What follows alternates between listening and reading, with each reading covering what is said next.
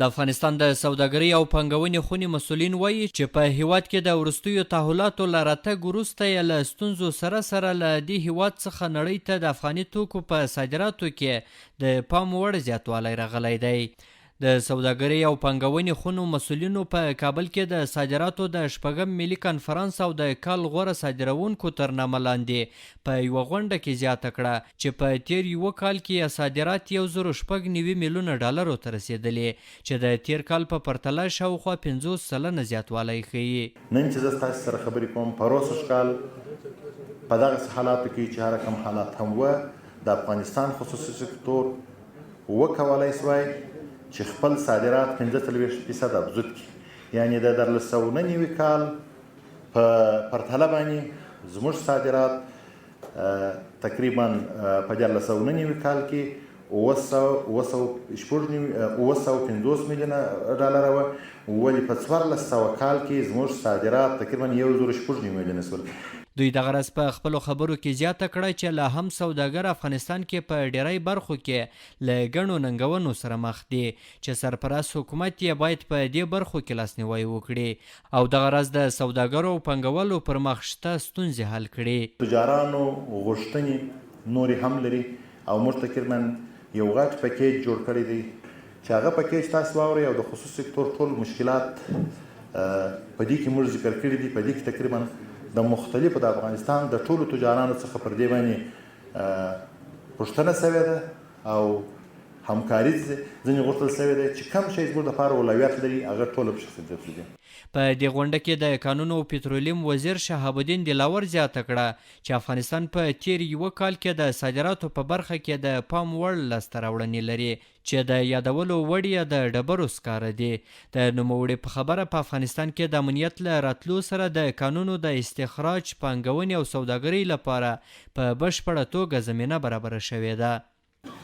بشري قوا الحمدلله موږ تاسې لرو، ملي تجاران الحمدلله موږ تاسې لرو، ډک معادن داسې معادن لرو تاسې یقین وکړئ چې په ټوله دنیا کې نشته، له حساب نه وتلي. هر افغان زه ځان سره فکر کوم هر افغان امیر ده که موږ او تاسې څوک کار ته پرېږدي.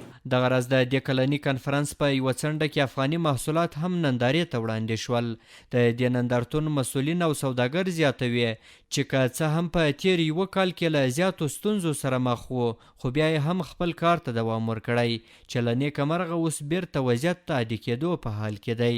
موږ د جلغوزۍ صادرات چین ته کوو او په روز کال یې لږ د تیارو مشکل و او د هغې د وجې نه موږ مالونه په سرحدو باندې واړول. سږکال یې غواړو چې اسلامي امارات موږ سره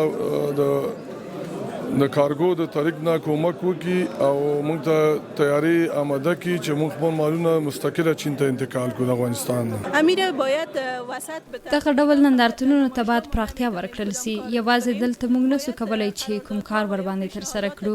باید د ټولو شرکتونو او سوداګرو وړاندیزونه او غوښتنې واخیستل سي او د نندارتونونو په اخر کې د سوداګرو او حکومتي مسؤلینو ترمنځ ناستې وسي او پوښتنې ورڅخه وسي چې څه غوښتنې سوداګر لري. که له ما څخه دا پوښتنه وسي زما غوښتنه به دا وي چې په نړیواله کچه نندارتونونه جوړ سي او موږ خپل صنعت پکې نړۍ ته وپېژنو. دوی له حکومت څخه غواړي چې افغاني محصولاتو ته په نړیواله کچه بازارموندنه وکړي او هڅه دې وکړي چې افغان سوداګر هم وکولی شي خپل محصولات په نړیوالو نندارتونونو کې نندارې ته وړاندې کړي. بخشای مختلف ما تولید کارهای صنعت په بیلابیلو برخو کې موږ د لاسي صنعت په برخه کې کار کوو. لوښي، د زیوراتو د ایښودلو صندوقونه او دغه راز یو شمېر نور توکي موږ له لرګیو څخه جوړوو. په تیرو کلونو کې مو کارونه ښه وو خو په تیر یو کال کې مو وضعیت خراب او کارونه مو کم شوي. خو د ظرفیت لوړونې په برخه کې مو ډیر زیات کار وکړ او ګڼ کسان مو د لاسي صنعت په برخه کې وروزل او درسي ټولګي مو د دوی لپاره جوړ کړل. د افغانستان د سوداګرۍ خونې له لوري دغه کلنی کنفرانس په داسې مهال ترسره کیږي چې پر افغانستان لا هم د امریکا له لوري اقتصادي بندیزونه دوام لري او دا بندیزونه او د افغانستان د ارزي شتمنیو د کنګل کېدو له کبله په دې هیواد کې اقتصادي وضعیت ورځ تر بلې د خرابېدو په حال کې دی.